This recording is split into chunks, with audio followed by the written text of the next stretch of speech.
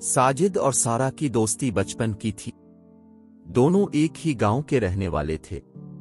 सारा एक मेहनतकश किसान की बेटी थी, जबकि साजिद खुशहाल खानदान का चश्म व चिराग था। इसके वालिद की मुलाजमत शहर में थी। इन लोगों का रख रुकेव भी शहर वालों जैसा था, लेकिन सारा को शहरी और देहाती का फर्क ही मालूम न था। वो बस इतना जानती थी कि सब इंसान एक जैसे होते हैं, रहन सहन के मुख्तलिफ होने से क्या होता है। साजिद के वालिदैन शहर में रहाइश पजीर थे, लेकिन वो अपने बूढ़े दादा की वजह से गांव में ही रहता था। इसको दादा से प्यार था और गांव में रहने की एक वजह और भी थी। दादा ने इसकी बहनों को भी शहर न जाने दिया था, जिसके साथ इसका बचपन बीता था। जब तक साजिद और सारा बचपन की हुदूद में थे, उन पर भी कोई रोक टोक न थी। वो आपस में खेलते, खेतों में घूमते फिरते, गिने तोड़ते और नहर पर मछलियां पकड़ने जाते। ताहम जब साजिद 13 साल और सारा 11वीं बरस में आ गई तो बड़ों ने समझाया कि अब तुम लोगों का आपस में मील जोल ठीक नहीं, लिहाजा सारा सिर्फ हम जोलियों से और साजिद अपनी उम्र के लड़कों के साथ मील जोल रखेगा। ये पाबंदी अगरचे दोनों को शाक गुजरी, लेकिन वो थे तो उसी समाज के परवरदा जहां रेत रिवाज की पाबंदी की जाती थी, लिहाजा उन्होंने अपने बड़ों की बातों को ज़हन नशीन कर लिया और खिले बंदों एक साथ खेतों को जाना और घूमना फिरना तर्क कर दिया। सारा के चारों भाई जवान थे। इसकी हमजोलियां खेतों में साग तोड़ने और अपने जानवरों के लिए चारा काटने जाती, लेकिन वो नहीं जाती थी क्योंकि इस काम के लिए इसके भाई मौजूद थे। वो अब साजिद से भी शाज और नादिर ही मिलती थी, ताहम दिलों में बचपन की उनसियत तो मौजूद थी। नजदीक ही लड़कों का स्कूल था। सामने मैदान था जिसका एक हिस्सा सारा के घर के मुकाबिल था। जब छठी होती, साजिद और दीगर लड़के मिलकर मैदान में खेलते। सारा अपने घर की दीवार से उनको ग्राउंड में खेलता हुआ दालकेत रहती। एक दिन सब लड़के खेल रहे थे कि साजिद गिर पड़ा, इसको चोट लग गई। सारा अपनी दीवार से ये मंजर देख रही थी। वो दौड़ी हुई आई और उसने साजिद को सहारा दिया। दोस्त के साथ मिलकर इसके सर का जख्म साफ किया और पट्टी बांधी। वो तकलीफ के बाइस उठ नहीं सकता था। तभी सारा घर गई और माँ को अहवाल बताकर अपने साथ ले आई, जिसने साजिद को सहारा देकर उठाया और इसे घर ले आई। जब वो कुछ ठीक हुआ तो घर चला गया। अब जब भी मौका मिलता, वो अपने बचपन के साथी से इसके जख्म के ठीक होने के बारे में पूछती। बरसों से पड़ोसी होने के नाते दोनों घरानों की औरतों और मर्दों का आपस में मील जौल रहता था। सारा अक्सर साजिद के घर उसकी बहनों के पास जा बैठती और बातें करती। साजिद की एक बहन बहुत अच्छी कढ़ाई जानती थी। यूं सारा को उनके घर ज्यादा देर तक रुकने का बहाना मिल गया। वो अब कढ़ाई सीखने को उनके घर आने लगी, लेकिन हकीकत वो अपने बचपन के साथी के दीदार के लिए यहाँ आती। उन्हीं दिनों गांव में बिजली आ गई। साजिद के दादा ने टीवी खरीद लिया। अब तो गांव की और भी लड़कियां टीवी देखने को उनके घर आने लगें। सारा को भी ड्रामे देखने को मन करता और ड्रामे के वक्त साजिद भी घर में होता, मगर वो एक दूसरे से बातचीत नहीं करते थे। बड़ों की इस नसीहत पर उनके सामने कार बंद रहते कि अब बड़े हो गए हैं तो ज्यादा मील जौल ठीक नहीं। दरअसल दोनों ही अपने घर वालों को शिकायत का मौका देना न चाहते थे। ये एक खुशियों भर रोशन दिन था। साजिद के चचा सऊदी अरबिया से आ रहे थे। घर के सभी लोग काम में मसरूफ थे। लड़कियां किचन में खाना पुकार ही थीं, जबकि दादा और चचा बाहर किसी काम से गए हुए थे। वो कमरे में टीवी देख रहा था कि सारा आ गई। उसने साजिद को कमरे में अकेला बैठे देखा तो वापस जाने लगी। तभी वो कहने लगा, सारा, क्यों वापस जा रही हो? देखो तो इतना अच्छा प्रोग्राम लगा हुआ है।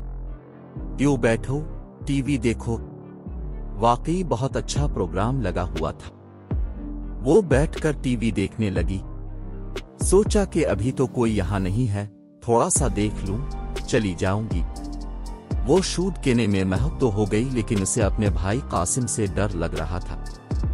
दरअसल सबसे बड़े भाई से इसको ज्यादा डर लगता था, क्योंकि कासिम ही इसको किसी के घर जा बैठने से मना किया करता था। इस रोज वो देर तक बैठी टीवी देखती रही, यहाँ तक कि दादी उसको लेने आ गई।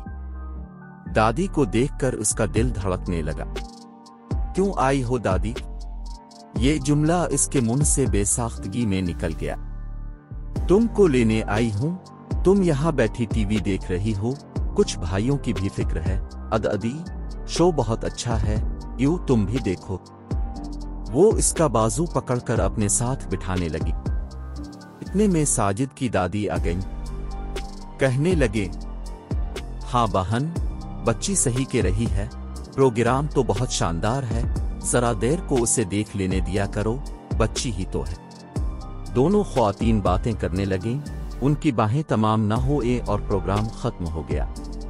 दादी पोती घर चली आई। दरवाजे पर उसकी चची मिल गई। बोली, सारा तुम अब तक घर जूं ही वो सहन में पहुंची। इसका बड़ा भाई कमरे से निकला। पूछने लगा कि ये कहाँ गई थी और इतनी देर से कहाँ से आ रही है। ये मेरे साथ मेरे घर गई थी और अब मैं इसको छोड़ने खुद आ गई हूं। चची ने पर्दा रख लिया तो बात बन गई। आज चची साथ न देती तो यकीनन भाई इसको मारता। सारा ने सोचा और वो दिल ही दिल में चची की शुक्रगुजार हो गई। जब तक साजिद ने मैट्रिक न किया, सारा रोज ही उसको अपने घर की दीवार से देखती थी और कभी दोनों बात भी कर लेते थे। मैट्रिक के इम्तिहान खत्म हो गए तो साजिद ने स्कूल जाना छोड़ दिया, मगर वो रोज शाम को ग्राउंड में आकर खेलता था। एक दिन वो खेलने आया तो मैदान खाली पड़ा था। वो लड़कों के इंतजार में दरख्त के साए में बैठकर अपनी धन में सीटी बजाने लगा। सीटी की आवाज सुनकर सारा के कान खड़े हो गए और वो दीवार के पास जाकर झांकने लगी। साजिद बूढ़ तो हो ही रहा था, इसे झांकते पाया तो उठकर दीवार के पास चला आया और बातें करने लगा। से बाहर थी, रात हो रही है, कुछ खुदा का खौफ करो, तुम्हारे सारे भाई घर आ गए। नोहे ने अगर तुम्हारे बारे पूछ लिया होता तो हम क्या जवाब देते। जो ही वो सहन में पहुंची, इसका बड़ा भाई कमरे से निकला। पूछने लगा कि ये कहाँ गई थी और इतनी देर से कहाँ आ रही है। ये मेरे साथ मेरे घर गई थी और अब मैं इसको छोड़ने खुद आ गई हूं। चची ने पर्दा रख लिया तो बात बन गई। आज चची साथ न देती तो यकीनन भाई इसको मारता। सारा ने सोचा और वो दिल ही दिल में चची की शुक्रगुजार हो गई। जब तक साजिद ने मैट्रिक न किया, सारा रोज ही उसको अपने घर की दीवार से देखती थी और कभी दोनों बात भी कर लेते थे। मैट्रिक के इम्तिहान खत्म हो गए तो साजिद ने स्कूल जाना छोड़ दिया, मगर वो रोज शाम को ग्राउंड में आकर खेलता था। एक दिन वो खेलने आया तो मैदान खाली पड़ा था। वो लड़कों के इंतजार में दरख्त के साए में बैठकर अपनी धन में सीटी बजाने लगा। सीटी की आवाज सुनकर सारा के कान खड़े हो गए और वो दीवार के पास जाकर झांकने लगी। साजिद बूढ़ तो हो ही रहा था, इसे झांकते पाया तो उठकर दीवार के पास चला आया और बातें करने लगा। पूछा कि काफी दिनों से टीवी देखने क्यों नहीं आती हो? अब तो ड्रामा भी बहुत अच्छा चल रहा है। भाइयों के डर से नहीं आती, वो मना करते हैं। अभी वो ये बात कर रही थी कि इसके भाई ने बाहर से आते हुए इसको साजिद के साथ बात करता देख लिया। बड़े भाइयों से तो बहन की शिकायत न लगाई, माँ को जाकर बता दिया कि तुम अपनी लड़की को समझ लो, ये दीवार से झांक कर साजिद से बातें करती है। इस पर माँ बोली, बेटा ये अपने पड़ोस के लड़के हैं और हमेशा से मैदान में क्रिकेट खेलने आते हैं। जब थक जाते हैं तो मुझसे पानी मांग लेते हैं, तब सारा पानी का जुग भरकर उनको दीवार से पकड़ा देती है। इसमें ऐसी कोई बुरी बात नहीं है। ठीक है हमारे पड़ोसी हैं, लेकिन दीवार से उधर खड़े रहकर हमारी बहन से बात करने का क्या मतलब? जब वो घर के अंदर पानी पीने आते हैं और उनको घर में आने से मना करती हूँ तो बाहर खड़े रहकर ही पानी लेंगे ना, और जब उनकी गेंद उछलकर हमारे सहन में आती है तो वो गेंद भी लेने आते हैं। सारा इस वजह से दीवार के पास गई थी। माँ ने बेटे से बहाना कर दिया, मगर अब बेटी के पीछे पड़ गई। कहा कि खबरदार, जो तुमने अब कभी दीवार से सर निकालकर किसी से बात की, अगर कभी तेरे बड़े भाइयों ने देख लिया तो याद रख के अंजाम अच्छा नहीं होगा। उस वाकये के बाद से सारा बहुत एहतियात बरतने लगी थी। अब इसका जी घबराता तो दीवार के उधर झांकने की बजाय अपनी सहेली सोनी के घर चली जाती। सोनी का घर उसके खेतों के पारिंदी की तरफ था। सारा के तमाम भाई दिन भर अपने खेतों में काम करते, ऐसे में वो माँ को बताकर सोनी के घर चली जाती। इत्तेफाक के साजिद के एक दोस्त शानी का घर भी इसी जानिब था। साजिद भी अक्सर अपने इस दोस्त के घर चला जाता। इत्तेफाक ना रास्ते में साजिद से मुठभेड़ हो जाती। सोनी ऐसे वक्त ढाल बन जाती और इन दोनों को बातें करने का मौका दे देती। एक बार सोनी की मां ने भी सारा और साजिद को खेतों में बातें करते देख लिया। सोनी को उसने बहुत डांटा कि ये लड़की इतनी दूर से तुम्हारे घर तुमसे मिलने आती है, इस छोकरे से, मैं इसकी दादी से जाकर शिकायत करूंगी। तभी वो लड़ने घर पहुंची और दादी से कहा कि अपने पोते को संभालो, इसको मना करो कि वो मिट्ठू किसान की लड़की से रास्ते में बातें न किया करे। अगर किसान के बेटों ने देख लिया तो वो तुम्हारे पोते की हड्डियों का सुरमा बना देंगे। साजिद की दादी ने इस सारे मामले से अपने शौहर को आगाह कर दिया, क्योंकि बात मर्दों से छपाई जाए तो आगे मजीद खराबी का बाइस बनती है।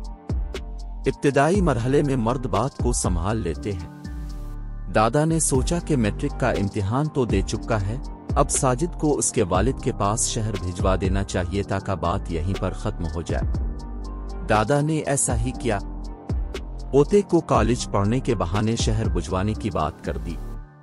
साजिद शहर जाना ना चाहता था। उसने लाख कहा कि वो गांव में ही रहकर पढ़ेगा।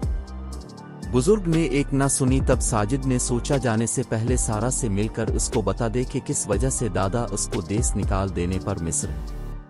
बहरहाल वो ना मिल सके और बेचारा साजिद शहर चला गया। वहां उसका बिल्कुल भी दिल ना लगा। रिजल्ट आया, वो पास हो गया, लिहाजा बाप ने इसको एक अच्छे कॉलेज में दाखिला दिलवा दिया। वो कॉलेज जाता मगर बेदिल्ली है। 2 माह बाद कुछ दिनों के लिए छुट्टियां हो गईं। वो बहुत खुश था कि छुट्टियों में गांव जा रहा था। उधर सारा भी उसको याद करती थी लेकिन मिलने से मजबूर थी। साजिद आया तो सीधा शानी के पास गया। कहने लगा कि यार, मेरा दिल शहर में नहीं लगता, क्या करूं? मुझे शहर पसंद नहीं, अपने गांव की जिंदगी बहुत अच्छी है। गांव पसंद है आके मिट्ठू किसान की लड़की। यार, गांव भी पसंद है और मिट्ठू की लड़की भी, लेकिन इस बार तो इससे बात करने का मौका ही नहीं मिला, मिले बगैर जाना पड़ गया था। ये कौन सी मुश्किल बात है? सारा रोजाना मेरी खाला के घर सोनी से मिलने आती है, अब आएगी तो तुमको बता दूंगा, तुम यहां आकर मिल लेना। वो आज शाम इसको बुलवा दे। मैं इसके लिए शहर से ड्राइंग कॉपी और कलर वाली पेंसिलें लाया हूं। शहर का तोहफा इसको दूंगा, क्या याद करेगी? ठीक है, मैं आज सोनी को कहता हूं, वो इसको घर से बिला लाएगी। जब वो ये बात कर रहे थे, खेतों में सरासर आठ हुई। साजिद ने गौर किया तो उसकी समझ में बात आ गई कि कोई नजदीक ही खेत में मौजूद था जो उनकी बातें सुन रहा था। उसने करीब जाकर इस शख्स को देखना चाहा मगर शानी ने मना कर दिया। कहने लगा, तो अपने काम से काम रख और मजीद इस मामले में मत उलझ। कॉपी पेंसिलें सोनी को दे दे, वो इसको पहुंचा देगी। देहात की लड़कियां रंगीन पेंसिलों पर मरती हैं और मेरे पास ये एक ही सीट है, सोनी को दिया तो वही रख लेगी। मैं अपने हाथ से सारा को दूंगा। अच्छा, तेरी मर्जी। मैं सोनी को के देता हूं, वो मेरा पैगाम सारा तक पहुंचा देगी। पैगाम तो इस तक पहुंच गया, अब तो इसको इधर आने से रोकना था। वो क्यों? तूने खेत में सरसराहट नहीं सुनी और ये खेत का आखिरी किनारा मिट्ठू चाचा की मलकियत है। यकीनन उनका कोई बेटा उधर है। उसने अगर हमारी बातें सुन ली हैं तो यकीनन वो यहाँ आकर ताक लगाएंगे। आज सारा को रोकना होगा, वो हर गज उधर को ना आए। अच्छा, मैं सोनी से कह देता हूँ। साजिद घर गया तो उसके दादा कहीं जाने के लिए तैयार थे।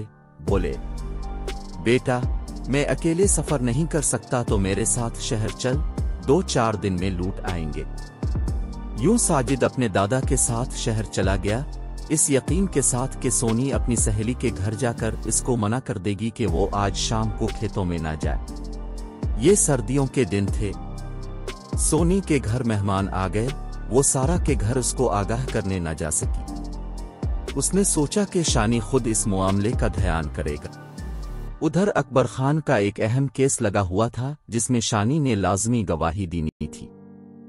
اس نے اکبر کو کہلوا دیا کہ وہ نہیں آ سکے گا، کیس کی پیشی لے لے۔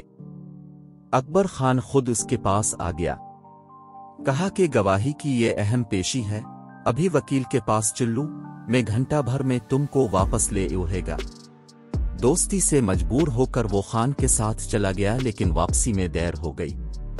وہ سارا کو منع کرنے نہ جا سکا۔ اب ایک ہی حل تھا کہ وہ خود اس جگہ بیٹھ جائے جہاں سارا نے ساجد سے ملنے آنا تھا۔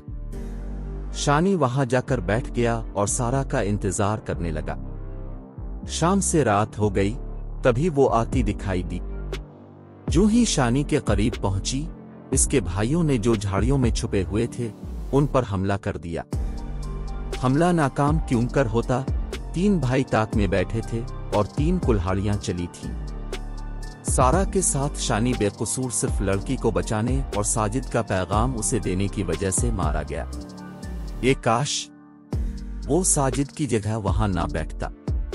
بے شک سارا کو پیغام نہ ملتا، بے شک وہ اکیلی آتی تو شاید اس کے بھائی اسے اکیلا بیٹھے دیکھ کر نہ مارتے، یا پھر جان سے مارنے کی بجائے ویسے ہی مارتے ہوئے گھر لے جاتے۔ مگر اب تو شانی پہلے سے موجود تھا اور سارا کا آنا یہی یقین دلاتا تھا کہ وہ رات کے اندھیرے میں گھر والوں سے چھپ کر شانی سے ملنے آ گئی ہے۔